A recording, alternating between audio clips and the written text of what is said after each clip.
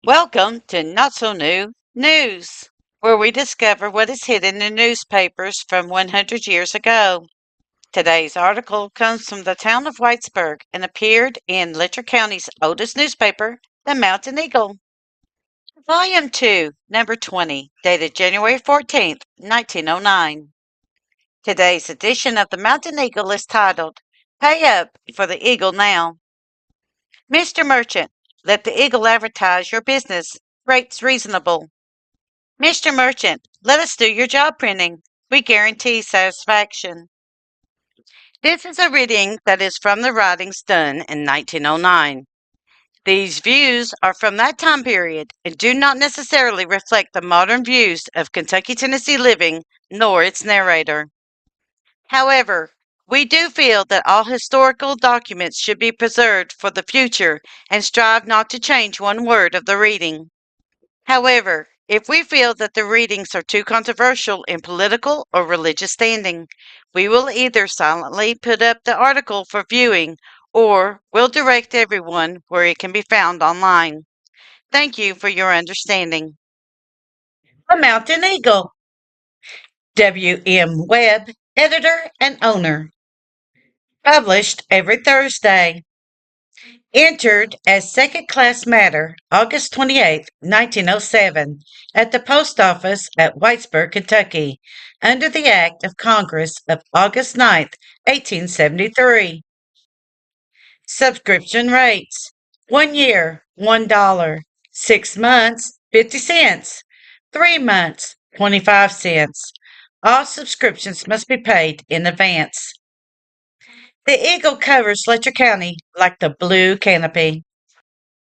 Thursday, January 14th, 1909. Local notices will be charged for at the rate of 5 cents per line for the first insertion and 3 cents a line for each succeeding insertion. Announcements. Announcements for Circuit Court Clerk. E.L. Baker is a candidate for clerk of the Letcher Circuit Court, subject to the action of the people at the polls. For County Court Clerk. The Eagle is authorized and paid to announce R.B. Bentley, a candidate for County Court Clerk of Letcher County, subject to the action of the voters at the November election, 1909. For Assessor. Arnett Mitchell is a candidate for Assessor of Letcher County, to be voted for in November 1909, and solicits your support. The Eagle is authorized to announce Shay R. Red Combs, a candidate for Assessor of Letcher County, subject to the election of the people at the polls in November 1909. For Jailer. The Eagle hereby announces Hiram Williams, a candidate for Jailer of Letcher County, election 1909. For Sheriff. We are authorized to announce Lewis Cook, a candidate for Sheriff of Letcher County, subject to the action of the Republican Party. We are authorized to announce John Eisen, Little John of Kingdom Come Creek, a candidate for Sheriff of Letcher County, November election, 1909. We are authorized to announce Riley Eisen, Red Gibbs' son, a candidate for Sheriff of Letcher County, subject to the voters at November election, 1909. Editorial. Industrial Pictorial Edition. About May 1st, the Eagle wants to get out an industrial edition, the equal of which has never been issued by any mountain publication. We will expect help from every businessman, firm, and corporation interested in Letcher County or anywhere in this immediate section. We'd like to hear from all persons who would like to help advertise our town and country and the mountains in general. News is ready. 6 Tennessee riders get death penalty. Others are given life sentences.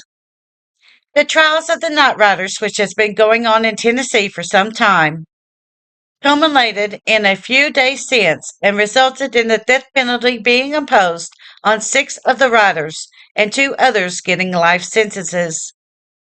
At least 40 others stand charged and will be tried at once. These riders, it will be remembered, attempted to hang Captain Rankin and another prominent man near Reelfoot Lake last November. Rankin was killed, but the other, through hazardous means, made his escape. Great excitement prevails in that section of Tennessee, and it is expected more or less trouble will follow the convictions of the men. Circuit Court. Some things that are taking place at this term. List of juries. Circuit Court naturally draws a great crowd to this place, especially on the first day of the term, and Monday was not an exception. Though weather conditions were far from pleasant, and the ways of access to the little capital rough and muddy, yet early crowds began to gather, and by noon the usual numbers were in town. It is probable that 700 horses were hitched at one time out on the cross streets. Horse swapping went on at a lively rate, and many an old plug, none the less worse for the wear and age, passed from one trader to another. Soberness and peace prevailed throughout. At the ringing of the court bell, the courthouse was jammed. Judge Lewis gave the usual strong instructions to the juries, and in the afternoon the work of the court moved off. The following visiting attorneys were noted in the courtroom: Henry L. Howard, Harlan; J. G. Begley, Hyden; H. H. Smith, Heineman; S. B. Dishman, Barberville. The juries are composed of our best men and will do their duty in holding down the already tight lid on violations. Following are the juries. Grand Jury: William W. Kraft, S. G. Sturgill, Lee Kinser, Monroe Frazier, R. H. Holbrook, Irvine Wright, Kane Newsom, Henry Potter, George Combs, Elijah Sergent, Walter Potter, N. R. Webb. Petite Jury: Philip Adams, J. H. Stallard, Ben Adams, J. G. Smith, Enoch Whitaker, W. M. Cornett, Noah Holbrook, Evans Adams, Wiley Webb, Hiram Holcomb, Hiram Blair, J. A. Sturgill.